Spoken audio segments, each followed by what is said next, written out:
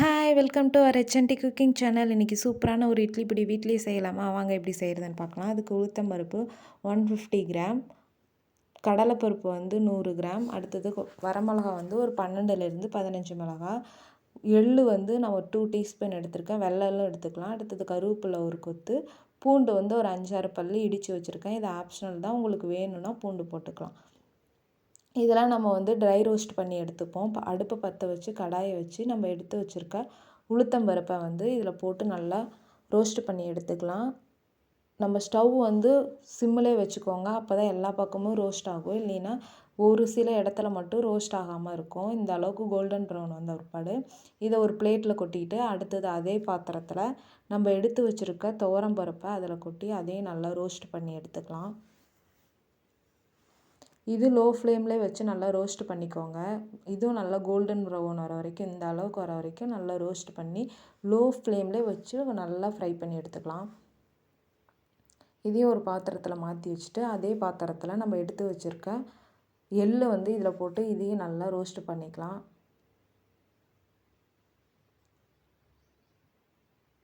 இது எப்படி வறுபட்டதுன்னு தெரிஞ்சுன்னா, அந்த எள்ளு பொரிய ஆரம்பிக்கும். இங்கே பாருங்கள், இப்போ லைட்டாக பொரிய ஆரம்பிச்சிருது.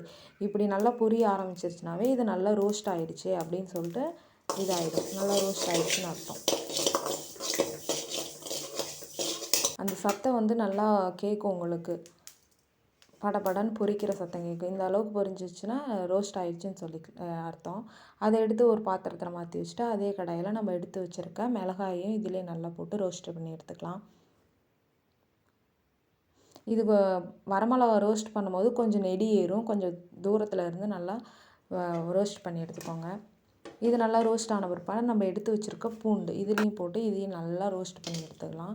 எல்லாமே ட்ரை ரோஸ்ட்டு தான் பண்ணியிருக்கேன், எண்ணெய் கொஞ்சம் கூட ஊற்றலை. ஏன்னா நம்ம ஸ்டோர் பண்ணி யூஸ் பண்ணுறதுனால நான் எதுவுமே எண்ணெய் ஊற்றலை. எண்ணெய் ஊற்றி இது பண்ணால் கொஞ்சம் கூடு பிடிக்கிற மாதிரி ஆகிடும். ஸோ நான் எதுக்குமே எண்ணெய் ஊற்றாமல் வெறும் ட்ரை ரோஸ்ட்டே எல்லாமே பண்ணியிருக்கேன். இது நல்லா இந்த அளவுக்கு ரோஸ்ட் பண்ணி எடுத்துக்கலாம். ரோஸ்ட் பண்ணி இதையும் வேறு ஒரு பாத்திரத்தில் மாற்றி வச்சுக்கோங்க. அடுத்தது நம்ம எடுத்து வச்சுருக்க கருவேப்பிலையும் இதுலேயே நல்லா ரோஸ்ட் பண்ணி எடுத்துக்கலாம். கருவேப்பிலை ஈரம் இல்லாமல் பார்த்துக்கோங்க, அப்போ தான் சட்டுன்னு நம்மளுக்கு ட்ரை ரோஸ்ட் ஆக இருக்கும். இல்லைன்னா ஈரமாக இருந்தால் பொடியில் போட்டு இது பண்ணும்போது வீணாக போயிடும் பொடி. அதனால் எல்லா பொருளும் ஈரம் இல்லாமல் பார்த்து எடுத்துக்கோங்க.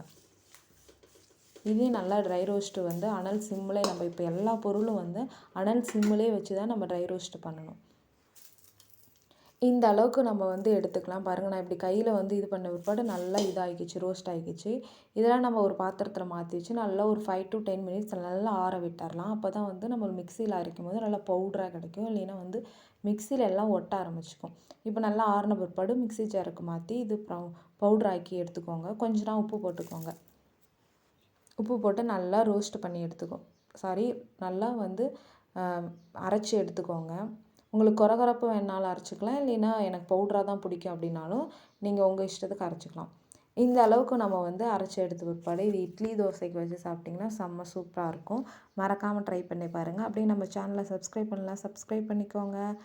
நம்ம பெல் ஐக்கானை கிளிக் பண்ணிக்கோங்க. மறக்காமல் அடுத்தது என்ன டிஷ் செய்யலான்னு சொல்லிட்டு கமெண்ட் பண்ணிவிட்டு போங்க. பாய்.